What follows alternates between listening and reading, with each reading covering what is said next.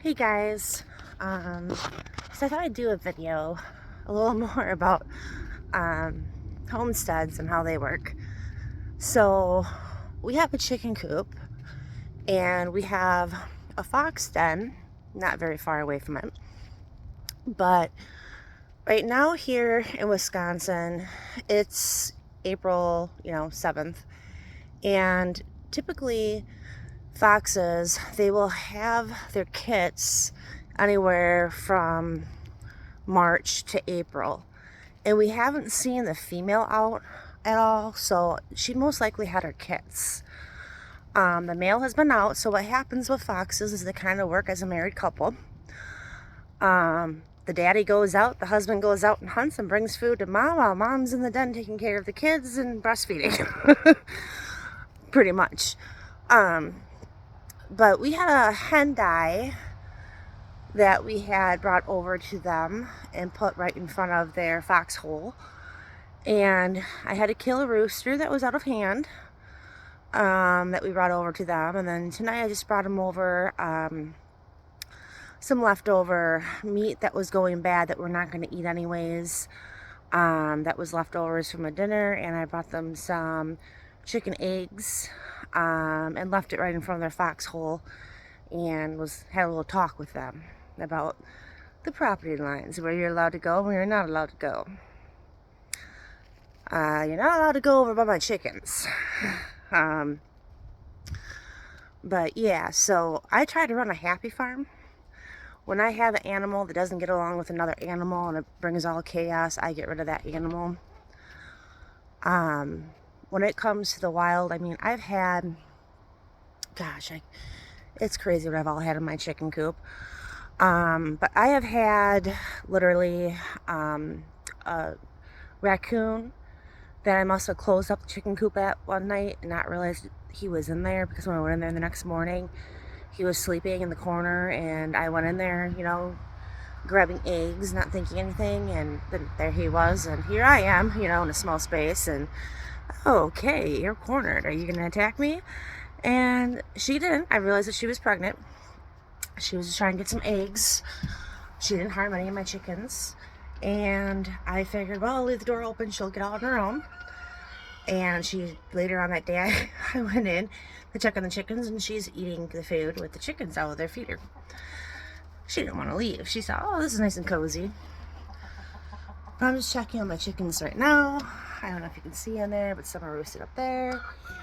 Some are roosted there. Then you got Big Daddy out there just, trying to keep everything away. Hooting and hollering. Then I've had possums in my chicken coop. Never had them kill any of my chickens. I just wanted eggs. In Wisconsin, we have really cold winters, and during spring, it's pretty cold too. And this is around the time that all these animals start having their babies. So I think, well, these mamas are just trying to look for food, to keep their milk going for their babies and to feed their babies and keep themselves going. So we have an agreement, that's what I like to say. I know that sounds funny, but every time I run into a wild animal, I just talk to them like a child, and be like, hey, I get it. I'll help you, you help me, you don't harm any of my chickens, you don't do this, you don't do that, I'll help feed you. It's been going good pretty much so far. Never had an issue. And I know people say, oh, you're crazy, they can't understand English, they can't understand you talking to them, and I get that, I understand that, and I know that. But I think they have a sense of when a human's trying to help them and what they're allowed to do and not do. I've had roosters that have learned from that experience, seeing another rooster getting done for being a naughty boy, for attacking mama. When you keep attacking me and I can't get you to stop, you're fox food. Or you're going to go in my pot and be chicken noodle soup. But I have a happy farm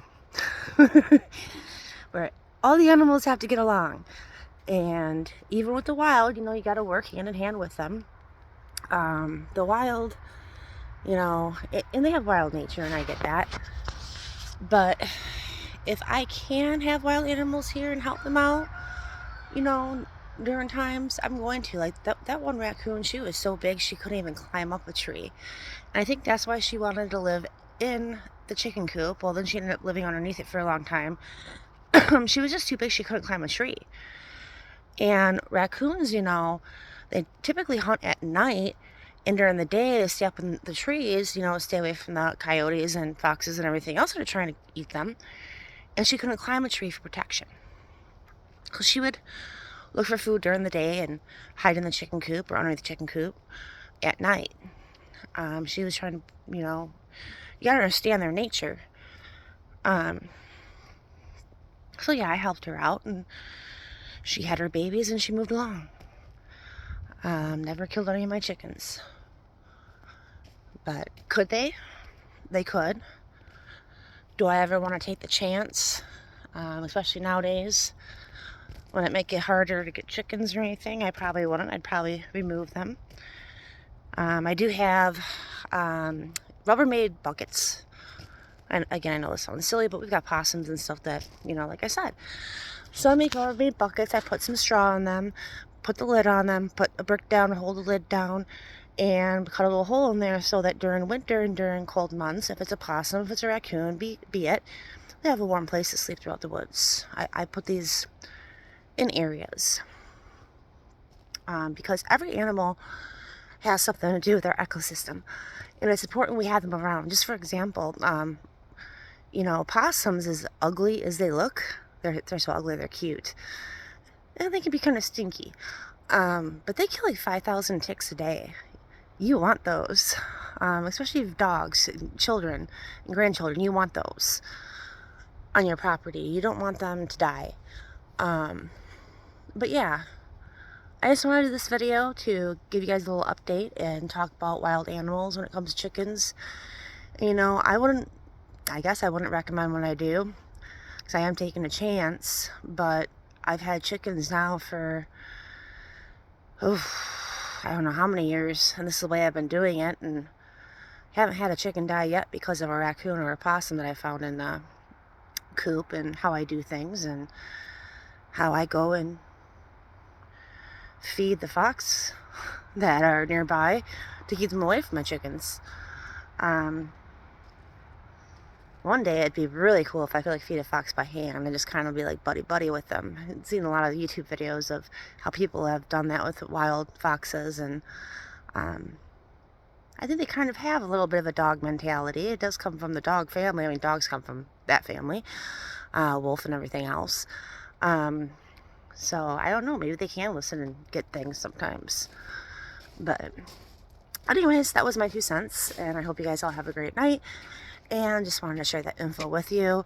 Otherwise, if anybody is looking to keep any predators out, as far as deer from your gardens or anything else, or if you do have a coyote problem with your livestock, or if you have had a raccoon get in and kill them, or a possum or a mink, I'm telling you, Irish Spring bar soap.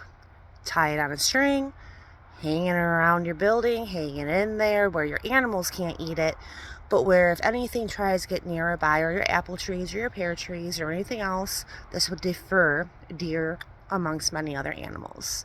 And I have found that worked very well for me for many years when it comes to my apple trees. And when we did have one problem one time with a mink, he got the gun. You can shoot those with BB guns. It does the job. But yeah, I just want to give that 2 cents and give that advice. If anybody ever does have these issues, I'm telling you, Irish Spring soap does wonders. But everybody have a great night. Bye.